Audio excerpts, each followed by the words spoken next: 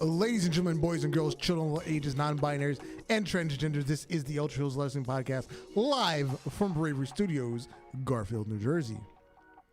I am Darth and Dark Side Saver, always in for everyone's worst behavior. Mr. DM, find me your mama's DMs. Why? Because I'm trying to get my baby, nobody can stop me. And on the phone, as always, my partner in crime, the OG, the triple OG of the Ultra Heelz that talks all the shit. It's your boy Alex, the motherfucking Hill, aka the Stan Lee of podcasting, also known as the leader of the Fuck the Mr. McMahon group, also known as the man to be a girl to flip a crossface and let her run to a crossface. Yes, sir. You know how he do. You know how you do if you've been here before. And the man on the boards, the only man that can be mentioned in the same breath as Billy Graham, Superstar Sal. What's going on, boys? It's another lovely evening here. Thankfully, it's not raining. It's not lovely for me. Why do y'all sound like y'all are in a bathroom doing this all of a sudden? And I'm looking at you. Like, I didn't even hear the music play until you started talking. Really? I don't know. Yeah, everything sounds good here in the studio.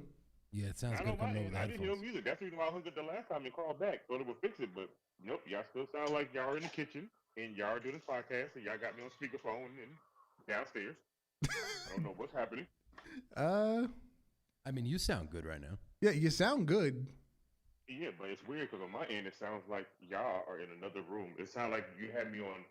It's like you had me on the speaker on the mic, and I'm listening to y'all through that and talking to y'all. Well, it's weird. I don't understand. Interesting. Yeah, that's just my life. You know how this goes. Yeah. What a week of events on the internet for wrestling. Week. I'm sorry. This was only a week. Felt like a year. Well, considering we have 2 episodes this week because we had last week's episode on Sunday this week. I know. Get y'all something on the day of the good Lord. Sorry, I've been doing Big E shit for like the last few days. Oh, remember I told you I was listening to Renee Young's podcast. I listened to the Big E episode. I'm loving Big E more and more. I hear of him. I feel like he's the brother that I never had. I feel like he lived my life, and I just need to meet him. I love Big E. At this point right now, Big E and R-Truth are national treasures. They need to be saved at all times. I think my new favorite now gift. Neither one of these men be hurt by the man is known as Mr. McMahon. My new favorite gif is the one of what is it? When he won the Money in the Bank and he's doing that little like weird shoulder shrug thing. Oh yeah. Tremendous. He wanted to cry too. I don't blame him. When he was he wanted to cry, but he held it together. You should not fuck that. I had to cry. I had to cry like a bitch. You could all kiss my ass. You can all look at my happiness. Cause still, Kofi Mania, when that match was over, Xavier Woods was crying his eyes out. And it didn't even happen to him. That's just his best friend, and he was crying his eyes out. That's a real friend right there. Exactly. Because Kofi held it together, but Woods was done. There was no coming back. Like, he cried his eyes out. Woods was like, let me tell you something. These waterworks, yeah, you about to get them. You can go ahead and use that as a YouTube filter all day for all I care. Yeah. So, since we had episode Sunday night was Money in the Bank. And as we said, Big E is now the Mr. Money in the Bank in the men's division. He beat, who was it? Shinsuke Nakamura, Seth Rollins, Ricochet, John Morrison. Why do I not have this up to look at it? Matt Riddle. Yeah, Matt Riddle. But yeah, so it was like 8 of them, ain't it? Oh, Kevin Owens was in it. Now, well, when we were discussing on Sunday is it was surprising that Big E took the loss in the tag team match because it kind of makes like, oh, they don't really seem to care about Big E's push anymore. If he took a loss to Seth Rollins, the go home show before the pay-per-view. WWE's booking is so weird that you could almost he was sadly mistaken. Yeah, you could almost predict that. You know what I mean? Because they do stuff like that. I would have figured, pin John Morrison. No, John Morrison's not winning. Just pin him, whoever. Yeah, but like Big E, they reeled you in, making you think like, oh, they're done with him, and then next thing you know, he's winning. Maybe that was like a tactic. You know what I mean? No, see, I would have went with the swerve and would have like had Riddle pin somebody because they want to push Riddle, but they're not ready for him. I guess. I like Riddle a lot. Oh yeah, I like him. I just don't think he's world champion material. I don't in this current state. I don't think so either. But I think he has the potential to get there. Yeah. If once you drop all the bro nonsense, they just let him be a person. But I doubt that'll happen in WWE. But the sad thing is, I don't think he could drop the bro thing. I think the bro thing is actually him. They just told him to dial it up to 100. That's all. Okay, then just have it be more natural within whatever. In the women's division, the person that is almost a superhero won the Money in the Bank match. I don't think anybody saw that coming. Nobody did. Who are we talking? We were talking about Liv Morgan and Zelina Vega, right? Liv Morgan would have been my choice. Liv Morgan, watch me live. Liv Morgan, that promo she cut, she had 2 promos the last 2 weeks. Those promos, you swore to high heaven they were ready to run with Liv Morgan. But no, we have a comic book character. I love Nikki Cross. So Don't get me wrong. I like Nikki Cross. I hate the gimmick. I think this is a great gimmick, actually. I think it shows a bit of a personality. I think that's the point. And you know how much money they're going to make off of it, which is the main thing. Yeah. That thing's going to sell a lot of merchandise. Yep. And then the fact that she cashed in the next night, so you put the belt on her immediately. And you put it on Charlotte again for like a day. It's like the 4th time this has happened to her. I guess they moved it so she could beat a heel. That's definitely it, but I mean, come on. Was it even a day? It wasn't even 24 hours Charlotte had the belt. It was like 22 hours because no. It was a full day. Because the women's match was on first, right? Yeah, yes. So that was 8:00, and that was the main event of Raw. So that was like 10:45. Well, 10:55 because it ended the show. So she had it for a day and like an hour and a half. What do you think about the 2 world title matches? Excellent. I hate the fact that they had to squash Kofi like that, the way Brock did Cena. But it made sense for Bobby's narrative. I agree with you, and I'll tell you why. Ordinarily, I'd be like, oh, man, that's because I love Kofi Kingston. Yeah. However, I feel like, especially since they're not going to go with Kofi, right. This is the only option they really had. This is how it needed to be. Yeah. Unfortunately. Yeah, because they did the whole thing where Lashley, he's back to basics. He got rid of girls, no more champagne, no more vacations. I'm just here to kick ass. So, you're former world champion, so he has some credibility. Kofi has some credibility. He's a former world champion.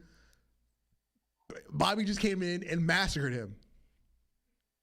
Yeah, he came in and looked at him and was like, hey, I want you to know when the match is over, I'm going to be calling you boy. I want you to know that. Look at me, Mom. You're going to be called boy when the thing is over. Yeah. Now, parallels, because we were thinking, oh, Brock's going to come back and it's going to be Brock Bobby. Brock beat Kofi in 7 seconds. It took Bobby about 6 minutes. But if you look at the match, Bobby. Oh yeah. It wasn't competitive at any point. Yeah, Bobby kept like toying with him almost. Yeah, it wasn't competitive at any point. Because the part where he was outside the ring, he kept running him into the ring post. Wasn't necessary. The match was over at that point. I really loved the main event though. Yes, I have one problem with it, but other than that, amazing. I was talking to somebody from another podcast on Instagram. Because they would try to compare that to the main event of a Slammiversary. It was like, you can't compare them.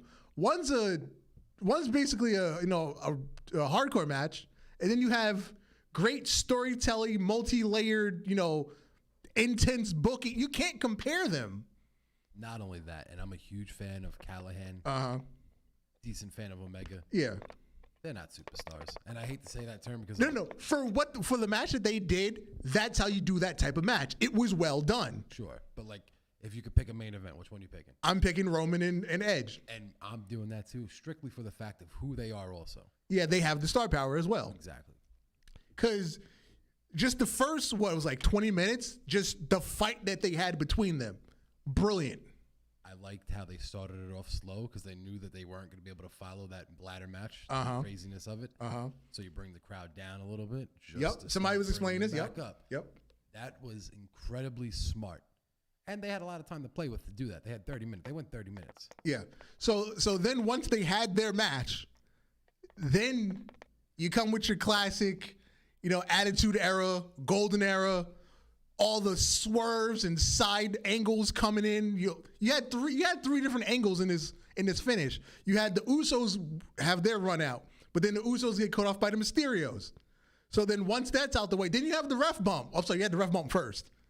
Oh, that's my problem. The ref bump. The ref bump was too long because the ref was down for like 4 minutes before anybody came out to check on him or to send another ref out.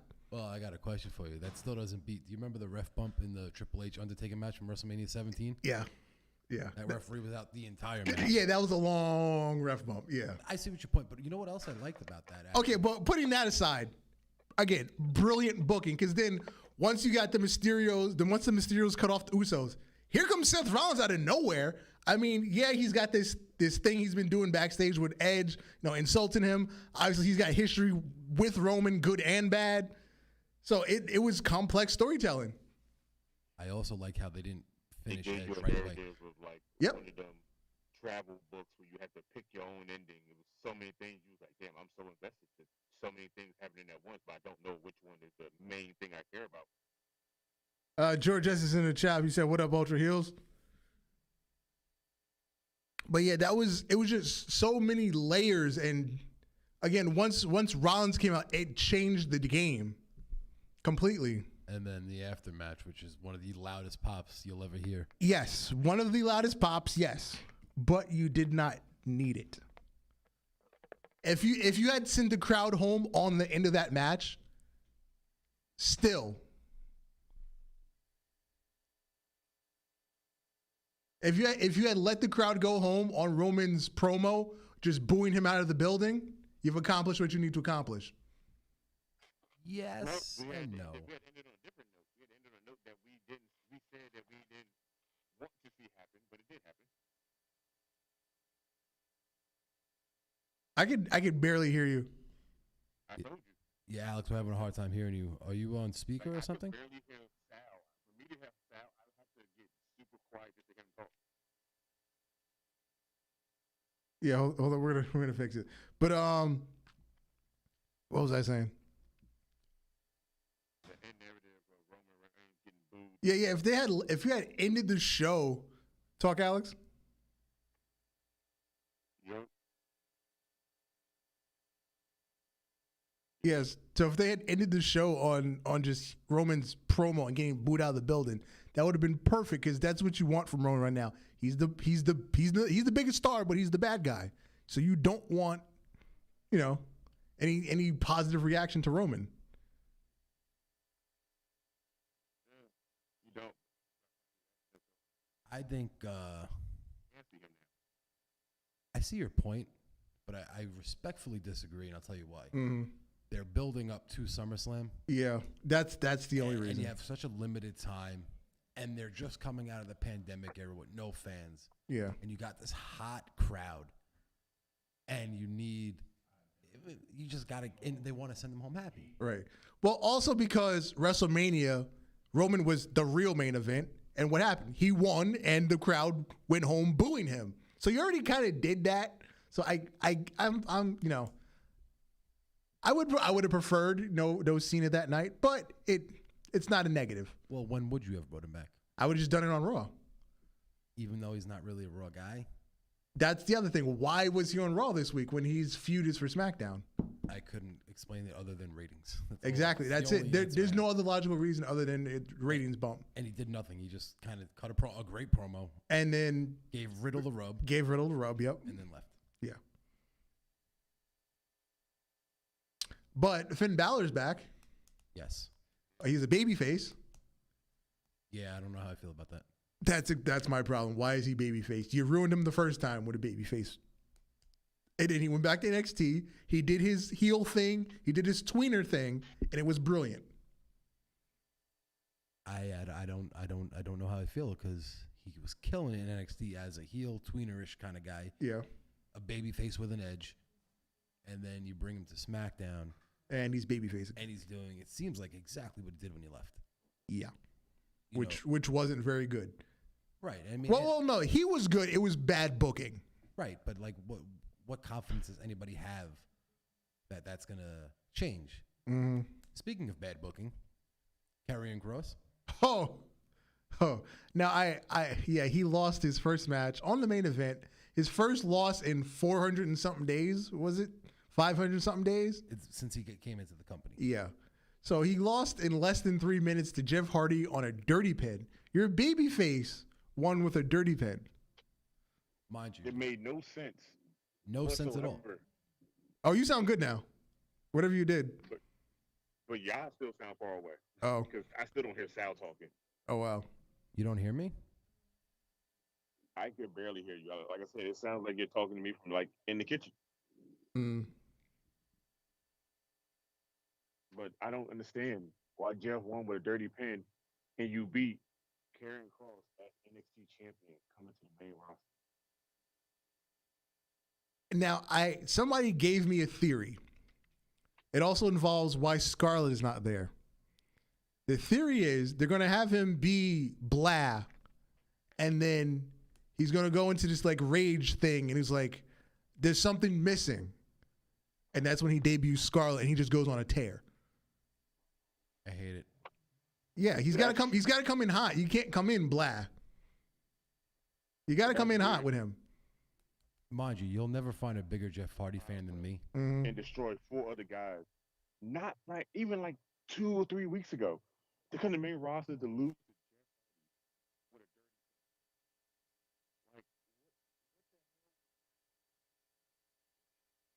Alex, you're breaking up.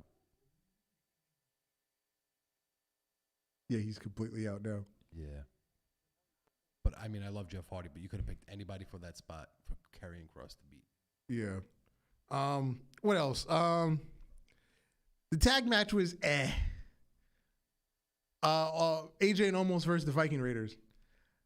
Because AJ and Omos is supposed to be the heels, but why was AJ getting heat and then Omos did a comeback?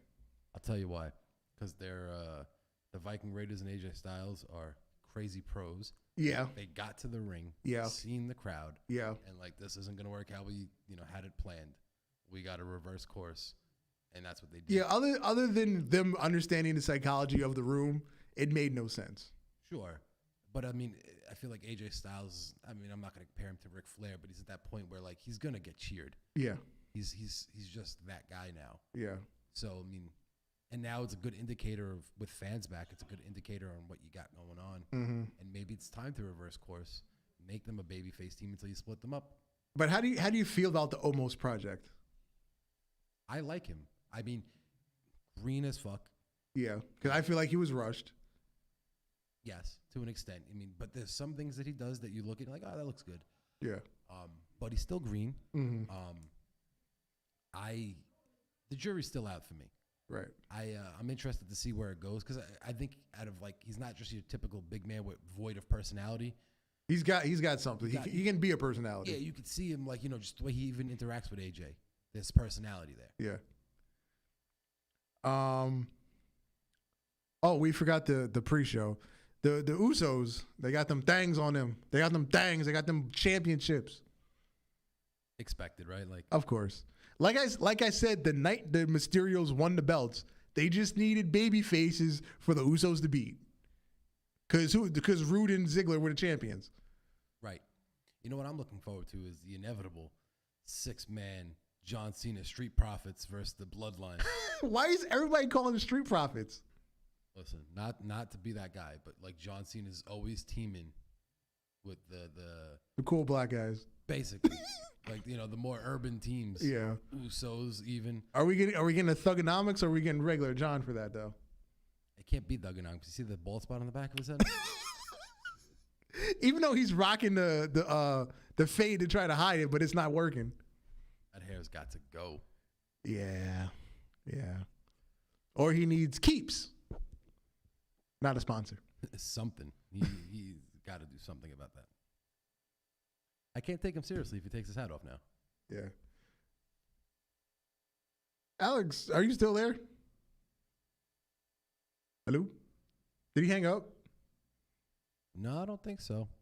He's still rocking. I mean, maybe try calling back. Maybe his headset was dying or something. That might have been it. Maybe. I'll try to call him back.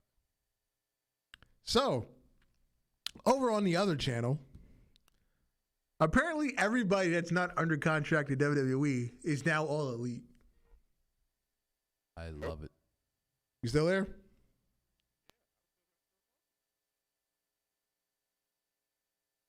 Like, I hear you for like 5 seconds and then you drop.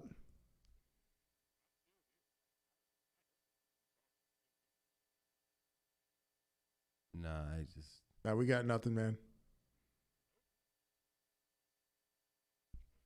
But to your point, I think it is very healthy for the professional wrestling business if those two guys that we're thinking of go there. Now, it actually all this started, well, not that it all started, but the latest push started on Saturday with Slammiversary. You had Mia Yim. No, sorry, not Mia Yim. You had Thunder Rosa. You had Mickie James. You had Jay White show up. That's big for them. Yeah. Because now you officially have the Bullet Club crossover. Right. For modern Bullet Club, not just, former members. Obviously, the Elite and the Good Brothers, yada, yada, yada. An actual current member of the Bullet Club is now stepping up. Right. The current leader, no? Yeah, the current leader, yes. Who else was there? Chelsea Green debuted. Yes. And I feel like there was one more person that I'm forgetting.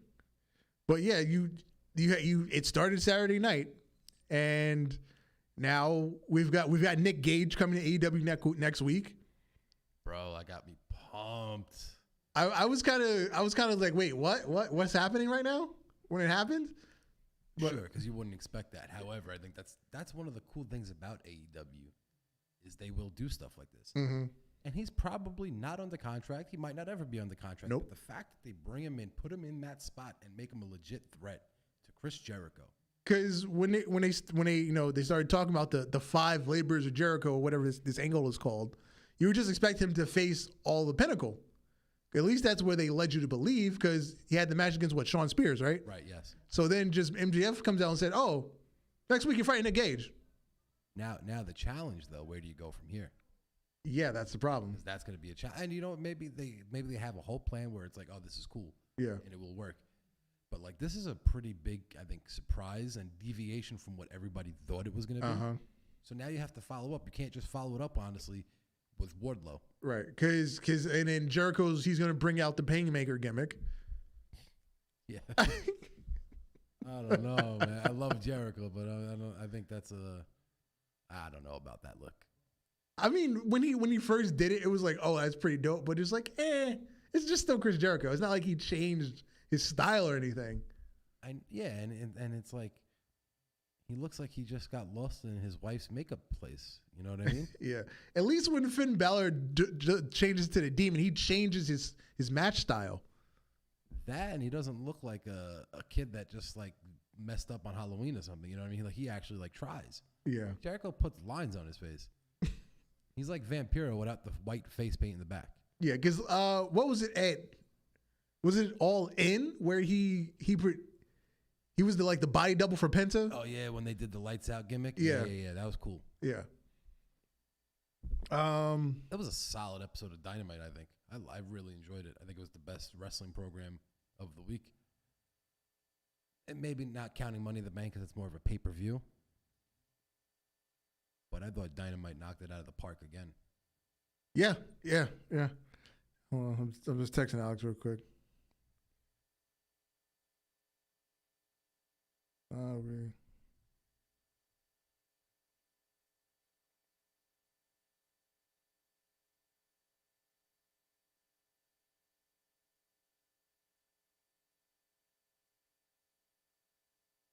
Yeah, so yeah, it was a really hot Dynamite. I'm all over the place today. what else happened on Dynamite?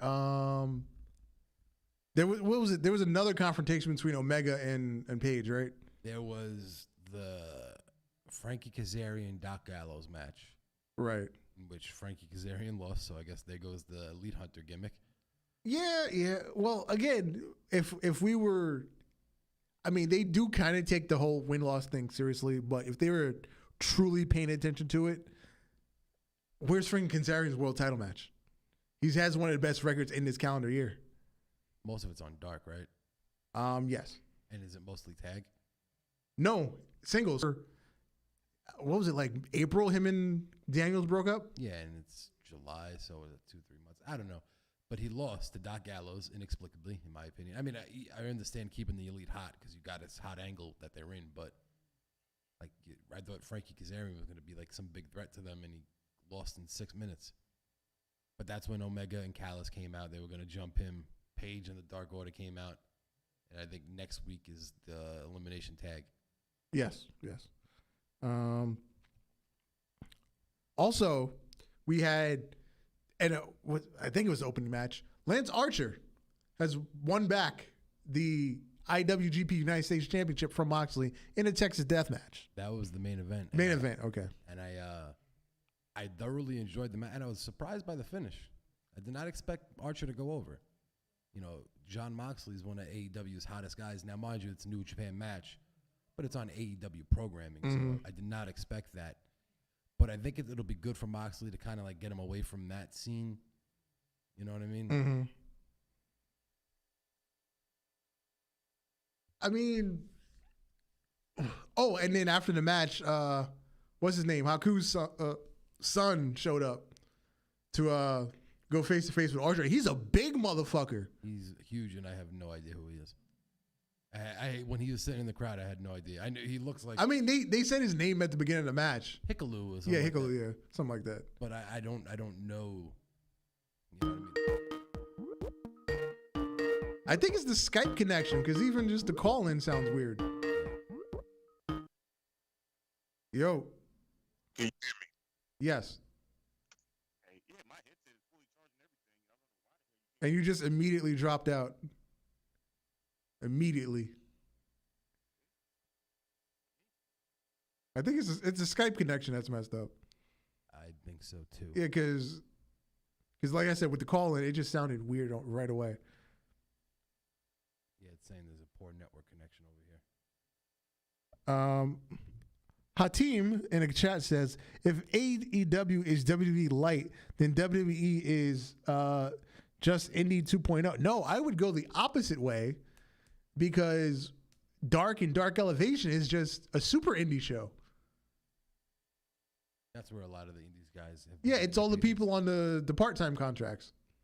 Some of them aren't even on contract. Yeah, some of them are they just come have a couple matches and they dip. Get a payday, and it's more like, I guess you could say it's almost like a tryout in a sense where it's like, Yeah.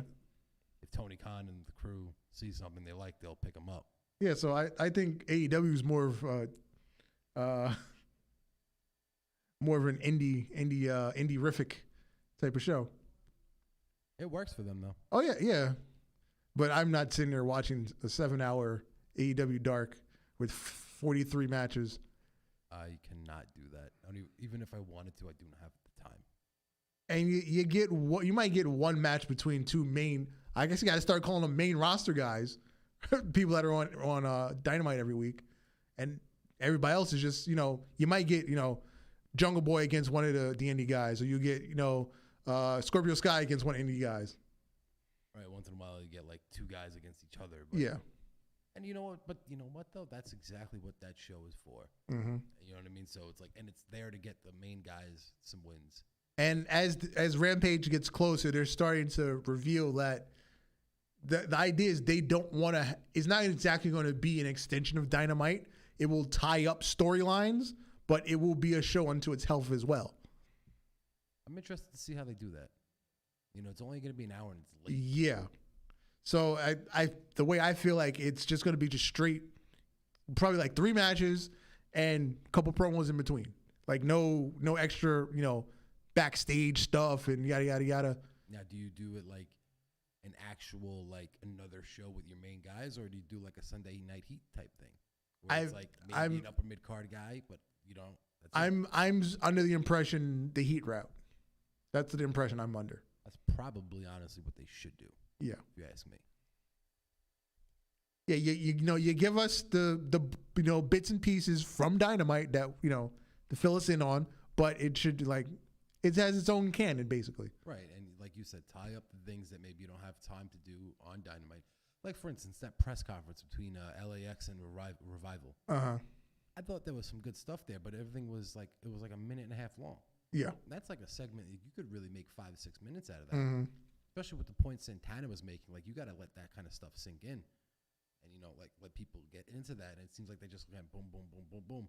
And I don't think it was them. I think it was just how it was cut up. I still think there's AEW bias on FTR. Like they brought him in just so they can't be bigger. I think they're doing all right though. Where else would you slot them? They could have went to Japan. They could have went to ROH. Yeah, but they probably want to work home. Yeah. And AEW is a bigger stage, and they get to still do their matches, have fun, and eventually, they're going to tour, so they'll work more. Yeah. But I think I was reading some sort of... Go ahead. Hello? Can you hear me? Yes. Hopefully you don't drop again. Jesus Christ. Yeah, I think it's a Skype problem because even when you call in, the melody just sounds all kinds of choppy. So hopefully it doesn't drop again. Can you hear me now? Yes. We can hear you I don't very know well. what the fuck that was about. I swear. And anyway, I'm over here mad. I'm over here talking. I'm like, well, oh my God, I can't say shit. Jesus Christ. Yeah. So now we're on the potential of Daniel Bryanson and Chick Magnet Phil showing up in AEW. Daniel Bryanson? I don't know. If Brian Danielson. I don't know if it's potential because they already said that he signed on dotted line. It's already been inked to paper already. That's what they're saying.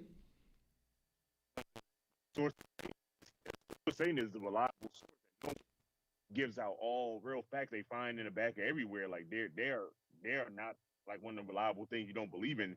But this is a real reliable source that people are like, okay, they don't normally bullshit like this. They always tell what they find out. Yeah.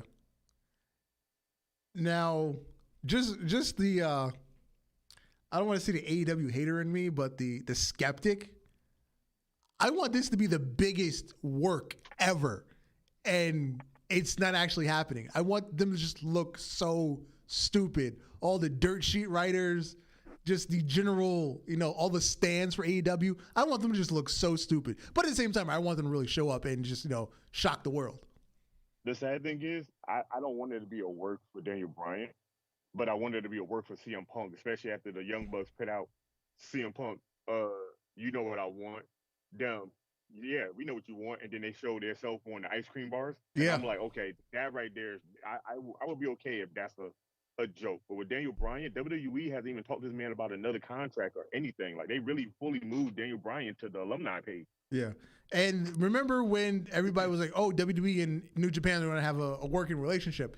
No, that was about New Japan was trying to get dates on Daniel Bryan because they were under the impression that there was just an open talks between WWE and Daniel Bryan, so they didn't want to step on toes.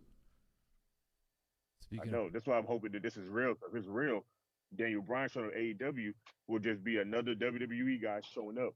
But it'd be a WWE guy showing up that wants to wrestle in other places that WWE was not going to let him do.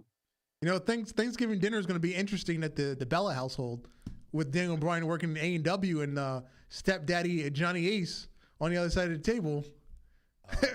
CM Punk posted, I think, Talking about their jobs.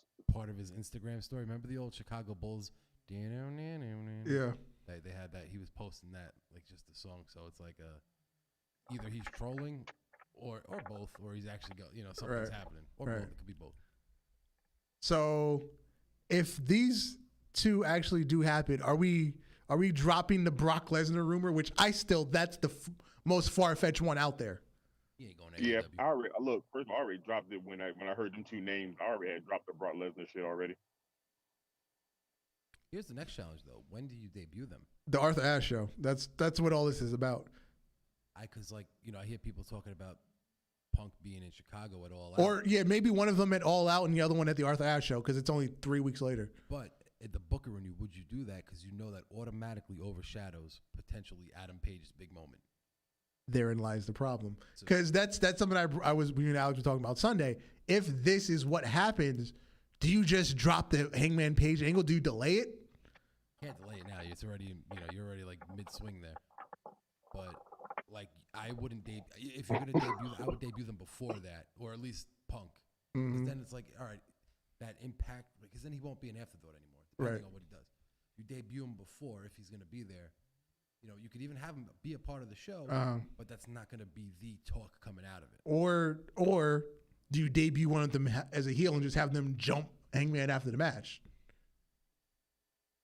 I would like to see Daniel Bryan as the heel come out there and do that and build it up that way. I still think you run into the problem of like taking away from Page's moment, because that's what everybody's gonna be. No one's gonna be talking about. Oh, Daniel Bryan jumped Adam Page. It's gonna be Daniel Bryan's in AEW. Yeah. Therein lies the problem for our Booker of the Year, according to the Wrestling Observer newsletter. Well, if he's the Booker of the Year, he'll figure it out. Yeah. And I think he will, mind you. I think they'll figure it out and do it in a way where everybody benefits. Mm-hmm. I feel like we're still missing something from this week. Do you talk about the whole Keith Lee thing with Bobby? Oh, yes. Wait, how did I forget on Raw? Keith Lee is returned, and he got the Karrion Kross treatment. He got beat clean by Bobby Lashley. Clean. At least he went like 6 minutes. It pissed me off so bad. Yeah, so yeah, he's definitely, rubbed them the wrong way with this whole what do you call it, trademark dispute.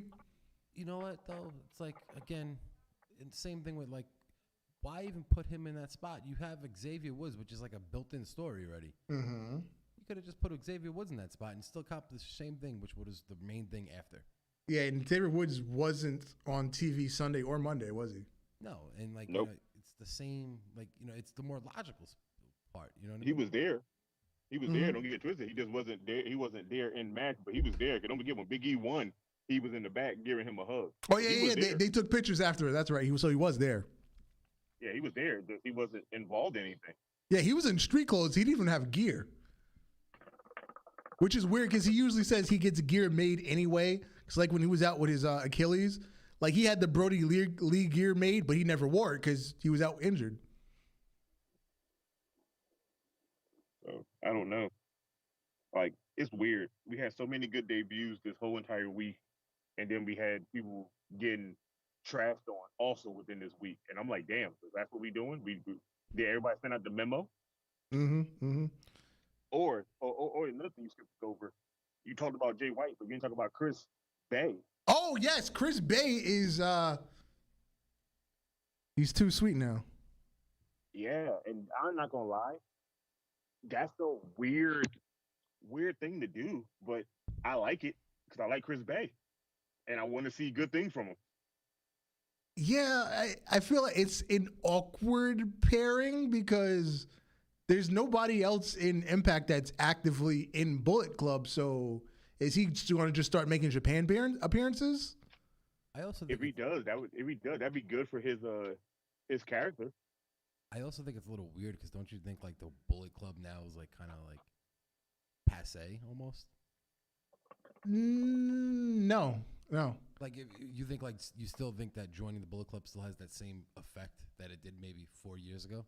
No, in that sense, no. But Bullet Club still because of the fact that the Elite splintered off. Because I feel like the Elite is kind of the balloon effect that happened to the NWO. So I feel like they're kind of back to basics, back to the core principles of Bullet Club.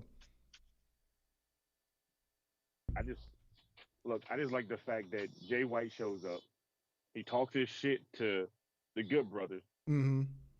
Because, they never received that thank you letter. But who cares? And Chris Bay comes out. So this is my theory, and this is what I think is going to happen. I think majority of the Bullet Club still doesn't want to work in the States. But at the same time, I feel like they've been doing like NXT and been looking at prospects to get to jump ship. Mm-hmm. That's why we had Jay White on Impact and we had one of their dudes on AEW.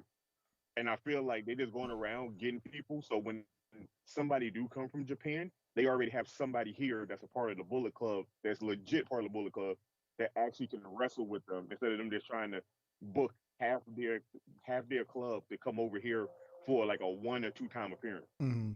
Now, are we getting Elite versus Bullet Club? Will it be Omega, Bucks, Good Brothers versus whoever? Jay White, God, and who else? Kenta and Fale?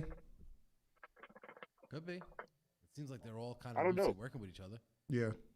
I don't know. I want it to be, but you also have to think about it. We already had Kenta showed up in AEW a few times, Right. and now we got another dude from Bullet Club showing up over there. So those are already 2 people right there from Bullet Club. Mm-hmm. Now you got Jay White over here, Impact, and now he done recruited Chris Bay. That's 2 people now, part of Bullet Club there. I don't know. Like, I really feel like I feel like New Japan Bullet Club wants to come to the States and wrestle, but at the same time, they don't want to be bothered with the cinematics and the lollygagging, joking around bullshit. Right. I feel GOD will come over eventually. I just don't know when, but I feel like they will come over eventually. Random side note. I know you like figures and whatnot. Darby Allen is the #1 figure seller in AEW. And on Sunday, we were talking about how he's been in 3 of the 4 main events that have averaged over 1 million viewers this calendar year. So Darby Allen is the biggest star in AEW right now. I think he is one of their top home. He's our modern day mix of Sting, Stone Cold, and Jeff Hardy. He's just that guy kids want to be, and guys show up to see what he's gonna do to hurt himself. Mm-hmm. The rest of the top 10 list is Cody Rhodes, Britt Baker, Miro, the complete set of 6, which I guess is probably all the figures from the last drop. The Rock and Mankind, because this is from just ringside figures in general. The Rock and Mankind, Jake Hager, Cody Omega, Chris Jericho, and Moxley. All chase variants of the AEW people. Dude, there are 2 versions of Darby Allen that are like 1 in 500. I have yet to ever see one in store, but I see people have 2 or 3 of them. I also saw this poster for, I'm not sure what promotion this is, but it's obviously something in Mexico. So it's written in Spanish. It's Andrade versus Del Rio versus Carlito. Wow, hold on now. Wait a minute. I'll send it to you. But like I said, it's written in Spanish, so I'm not sure what's going on. I kind of want to see that. That sounds like something that would interest me. It's apparently happening July 31st.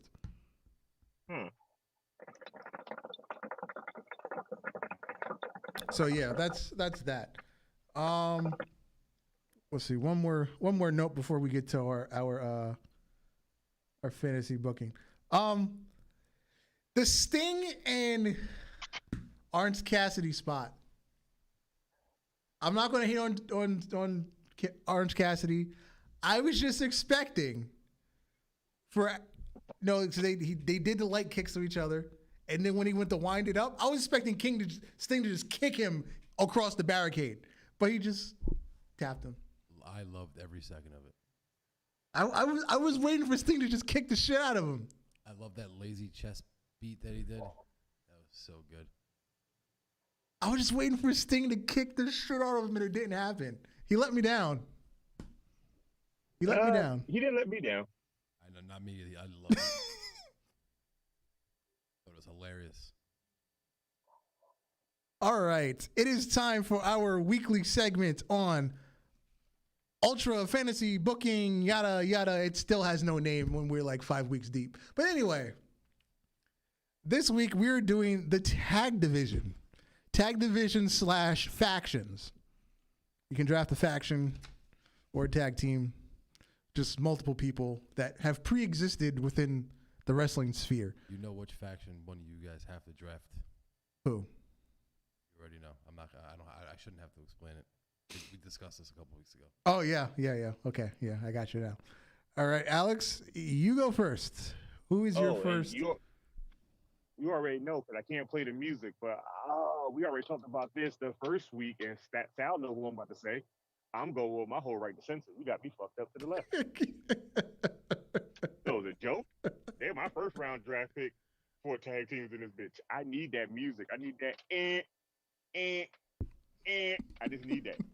You just made me so happy. I can't even explain. I just like what if I could jump for joy right now, I would. Right to censor. Okay.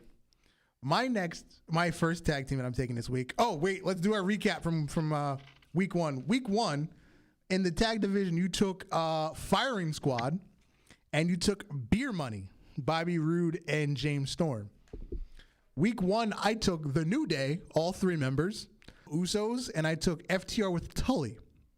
So my first pick this week, they're currently signed to WWE, but I hate their current gimmick. So I'm drafting them under their Ring of Honor gimmick. I'm taking War Machine. Yeah, you can take them if they're a real name.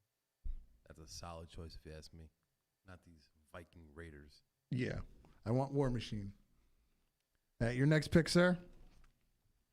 Mine, I am taking Mustache Mountain. Wow, okay. I would have never thought of that. No, that's a dark horse pick right there, but I like it. Because I can't grow a sweet mustache, but I can have some men on my roster that can. Now, does Cody Rhodes get put with them at some point? If he drafts Cody, then yes. So my next pick will be the Hardy Boys. I'm reuniting the Hardy Boys again. They wasn't even on my radar. Because I need again, because when I took Undertaker, I need a veteran team, a veteran babyface team, just to get my heels over. Are you gonna put them over on Karrion Kross and somebody? No, I'm gonna put them over properly. Well, actually, that's up to the fans because matches will actually go to Instagram voting, so people decide who actually wins the match. We're just booking the matches, and the people will decide who actually wins. All right, your next faction or tag team, sir. I'm happy you picked the Hardy Boys as your legendary team to be the veteran, because my veteran legendary team is the Dudley Boys. Ah, yes. Are you just taking Bubba Ray and Devon, or are you taking Spike and all the rest of them that were in ECW for like a month? Big Dick Dudley. Oh no, I'm not taking AKA Big Dick Dudley. I don't need him because he passed away, so I can't use him. What about Dances with Dudley? Those names were ridiculous. Sign Guy Dudley. I ain't gonna lie, it was ridiculous, but it was a great name for him. What's your name? Big Dick Dudley. I was like, wait, what? Huh? Weird. Now I'm going with Dudley Boys around the time of the current Attitude Era. TLC Dudley Boys when they was in their greatest prime ever. Well, Spike was around for that. Do you want Spike in this? I could take Spike as okay. Off given. All right, my next pick. They got some swagger to them, and they know how to fight in the streets. I'm taking Santana and Ortiz. Oh wow, great pick. They was on my radar. Santana Ortiz. I'll take them in current gimmick. I don't really need LAX version. I'll stick with current gimmick for them. Okay. My next pick is a team that I hate that they kind of broke them up and didn't use them as well as I want them to. But I'm taking the Grizzly Young Veterans. Wow. Okay. Tell you, my tag team is going to consist of tag teams that can actually get in there and actually do what they need to do as a tag team, not just people they put together and they had to work together. Right. These tag teams are good tag teams. And speaking of people that know how to work together, O'Reilly and Fish. Wait, no, let me retract that. I'm taking Undisputed Era minus Roderick Strong. I don't know why I knew you were going to say that. let me rephrase that. I'm taking Undisputed Era minus Roderick Strong. Is there personal vendetta with Roderick Strong?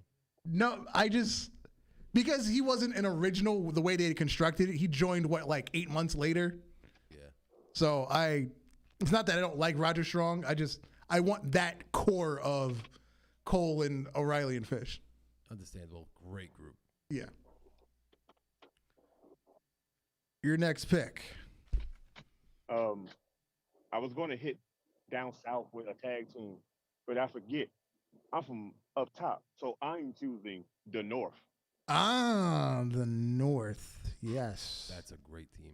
Yes. All right.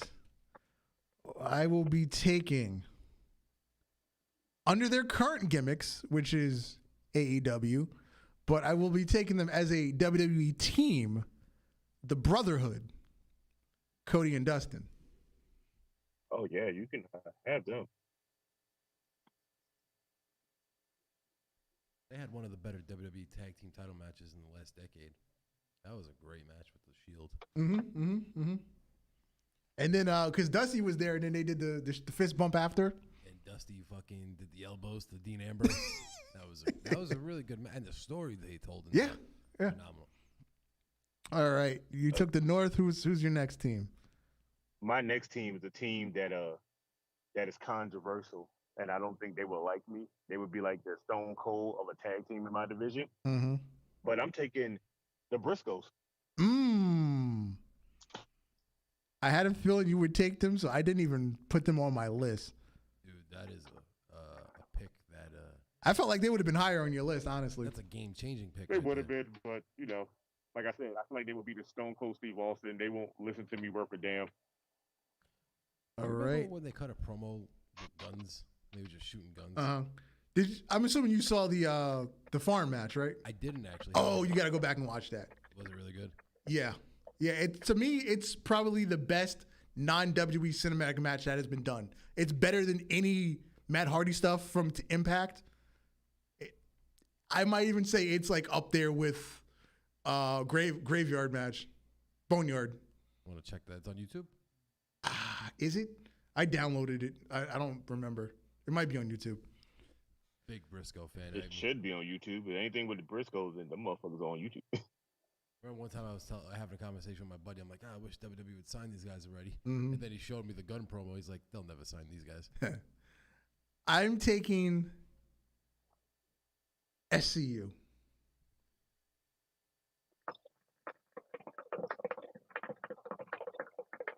All three members. I'm taking all three members SCU.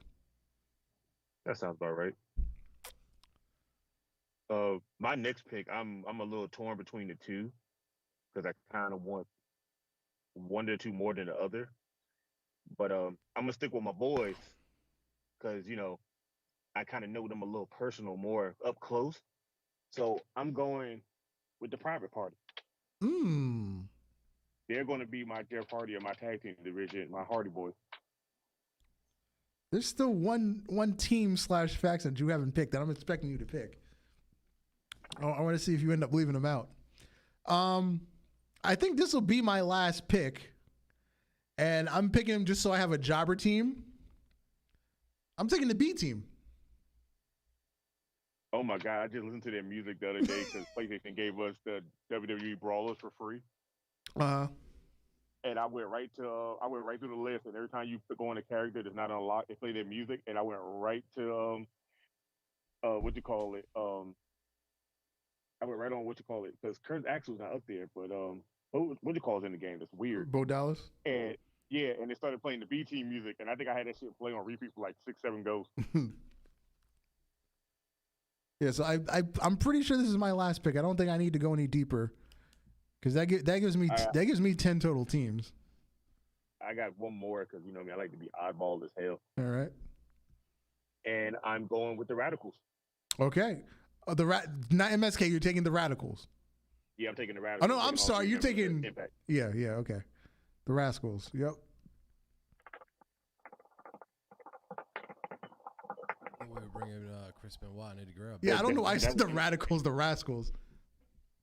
All right, so your tag division will consist of Bullet Club, Firing Squad, Beer Money, Right to Censor, Mustache Mountain, Dudley Boys, Grills of Young Veterans, The North, The Briscoes, Private Party, and The Rascals. Yep, that's a total of 10 teams. A lot of motherfuckers though, but it's a total of 10 teams. Yeah, because you have fucking 9 people in the Bullet Club alone. And, well, that also gives you Chris Bay because he's a current member of the firing squad. I know what I said. That's a lot of motherfuckers. And then I have the New Day, Santana and Ortiz, the Hardy Boys, the Brotherhood, the B Team, the Usos, Undisputed Era minus Roddy, FTR with Tully, SCU, and War Machine. Now, what team you thought I was going to pick? The Shield. I was expecting you to take the Shield. I thought about it, but you know me, and Roman, no. But hey, it's heel Roman, the good version of Roman. Like a Shield team now, the way all 3 characters are, yes. Right. Shield team back then, no, without Roman. Hold on, let me. The homie at work, he forgot to bring his folder to work, so he just gave me some stuff scribbled down on a piece of cardboard. But then but he also sent me an amendment because he left somebody off the list. Let me just get the person he left off the list. All right, so his first tag team pick is an intergender tag team. He's taken Seth Rollins and Becky Lynch. Who is this now? My homie from work. That's a weird thing to take. That's definitely a weird team, my friend. Yeah, he's taking the intergender tag team of Seth Rollins and Becky Lynch. Then he wants to take DIY. Solid. Then he wants to take Seidel and Rick and Prince Puma from New Japan. Then he wants Edge and Christian. So I guess that's his veteran team. And Proud and Powerful with Conan. I didn't take Conan. He wants Conan. So he just gets Conan, no Proud and Powerful, though, right? Well, the fans can draft their own stuff because technically it's just between me and Alex, but fans can do whatever they want. I'm actually surprised there's no Kelvin in the chat tonight. Yeah, that's weird. And then he also wants to take the North, who Alex took. He took the North. And that's all he gave me for today. Oh yeah, if you were here Sunday, I had a folder. He had a logo. He was, like Alex said, he's been preparing for this since he was 9 years old. I swear, Sal. I swear when Darth said, "Oh yeah, he has a folder," and then he said he had a logo. I said, "Yeah, he's been doing this shit since he was 9. He's been waiting for this moment. This is his time to shine." Right? He's been waiting just for somebody to give him the opportunity to book his own show. What was it? What do you call it? X Factor Wrestling Alliance, I believe it was called. Yeah. Is X-Pac, Prince Albert, and Just Incredible part of that? No. Oh, well, it's not X Factor. Yeah, that's true. You got anything else, Alex, before we get out of here? No, I do not. All right, let me double check my saved files before I bid everyone farewell. Oh, fucking Peacock crashed during Money in the Bank. Oh yeah. Oh, I heard, and I heard people were so pissed. Hell, even Mark Henry tweeted about it. He said, "How am I supposed to do my research on wrestling all over the place when Peacock is fucking up?" I was like, "Well, damn." Yo, that was it. It literally, when they started the entrances for the men's ladder match, that whole match was fucked. For some reason, as soon as the match was over, it started working perfectly again. Did you hear what the rumor is in the back of WWE? What they want to do for SummerSlam?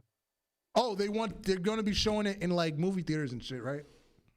Yeah, but they're not saying which theaters though. So it's going to be select theaters. I said that even makes it more stupid. I mean, as long as they tell people, at least like a week ahead of time, so they know to buy tickets and shit. But whatever. All right, and I just got my WWE notification. 16-time world champion John Cena will confront the Universal Champion Roman Reigns tonight on Fox. All right, let's get out of here. I've been Darth Messiah, the Dark Side Saver, always and forever, on his worst behavior. You, sir? Alex, the motherfucking heel. Good night, Superstar Sal. Good night, boys. We out of here.